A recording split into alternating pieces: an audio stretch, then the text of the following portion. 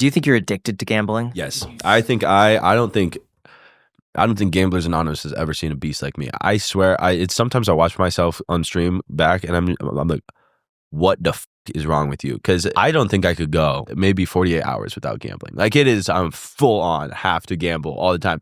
But it's also awesome. Like me and all my friends are also addicted to gambling, and it's like a very fun experience. And we have a very strong bond over. Do you think that's maybe you guys all enabling each other and like kind of justifying or making Oh it my just God, seem, well, like dude, making it's it seem normal because it's all you see, it's all you're around? If you were in a, so say you're like feeding for crack, you're addicted to crack, you're probably feeding for crack like maybe once every 3 hours.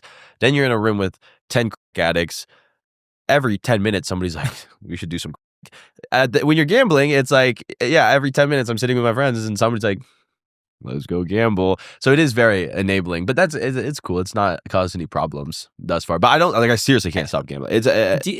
What's your plan long term? Is it going to be one day you're going to stop or you're going to scale back? Well, or here's the thing, and this is something that a lot of people have a hard time wrapping their head around.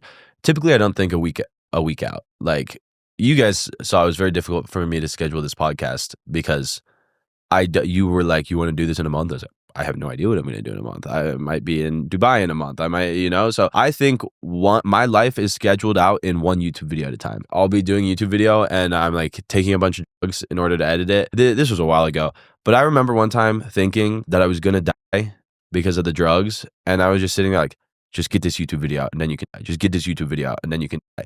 So it's really like, I have no thought further than roughly 30 days, and then it's just like blank in my head. Are you afraid of dying? Definitely. No, I mean, no more afraid than anyone else per se. Like everyone's afraid of dying. So why wouldn't you take precautions to lessen the risk of you dying? Oh, I would like to do that. And now that I have the money to do it, it's easier. Like I'm getting an MRI on my whole body, figure out like exactly what's I need to like address and focus on. I get my blood work done more frequently now just to like make sure everything under the hood is good. But then again, it's like when you're battling like the addiction of whatever it might be, like gambling, and you want to be healthy, like it's very easy to fall into a week-long bender and then you come out and you're like, okay, not good. We should run that back and not do things of that nature. But that's kind of like everyone has internal conflict, and that's like one of mine is like, I don't want to die, but I also love doing and gambling. So it's if I could give you unsolicited advice, you don't have to listen to it. I would create a budget every single month or week or day actually that you gamble guilt-free, and if you lose it you go down to zero, totally fine.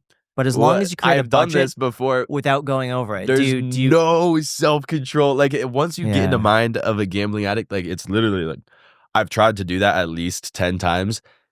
I've never stuck to the budget ever once I start taking drugs. Like you're sitting there, the whole responsibility, like, you're sitting there and you're either in responsible mode when you're like, this is all fucked and I need to set a budget. And then you're sitting at the table and that conversation you had with yourself 4 hours ago never happened. It doesn't exist. I'm curious, what generally causes that tipping point between like, okay, I'm done with Plinko, I'm going to clock out for the night, or like I'm done with this bender, I'm going to return back to normal life? Like what usually is the motivation for you to end those things? Well, the 1.8 million is because Roobet locked my account. They said you're done gambling. But you would have kept going. I would have kept going.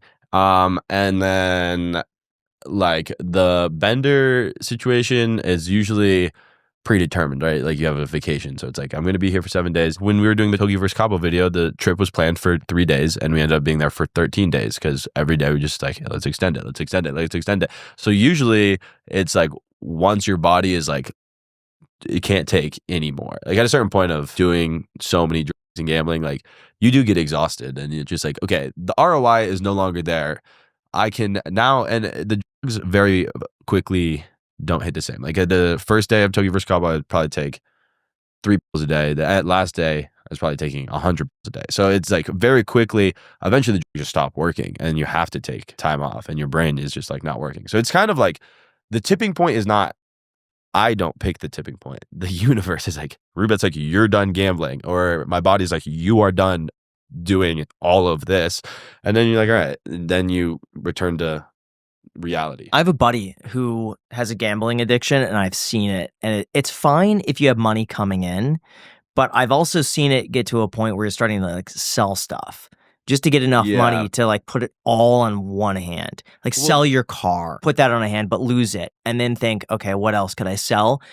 I'm going to double that to try to win it back. And then if you win it back, then it's like, okay, well now I'm zero again. So I'm going to play now because it's like I didn't play at all. There's so many ways to justify it. How hard he's schemed to get money. Like he just needs to, he's like, I should sell my car.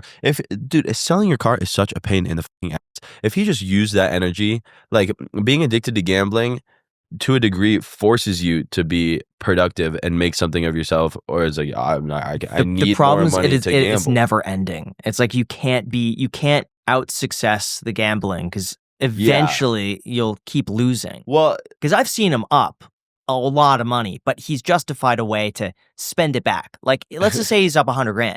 Now it's like, well, it's a free 100,000, so I may as well try to double it. And if he doubles it, well, now I'm up 200,000. Let's go again.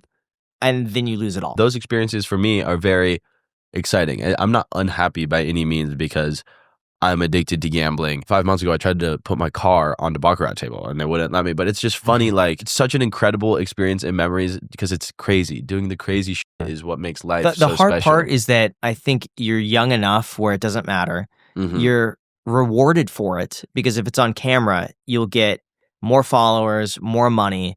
And it's a part of your income, so it makes no difference right now. Yeah. The problem would be is if eventually you don't get it under control. Because right now you could easily say like it's working really well. There's something that will make it get under control because I don't have a choice. Like if you have something that is very important to you, like if the livelihood of even say my dog was on the line, I'm 100% sure I would stop gambling in the pursuit of ensuring. So if you have kids, a wife, a house, that is so much more instinctively important to you, or to me at least. Maybe other people are different. That the gambling isn't even like, all right, I gotta lock in and get this shit figured out.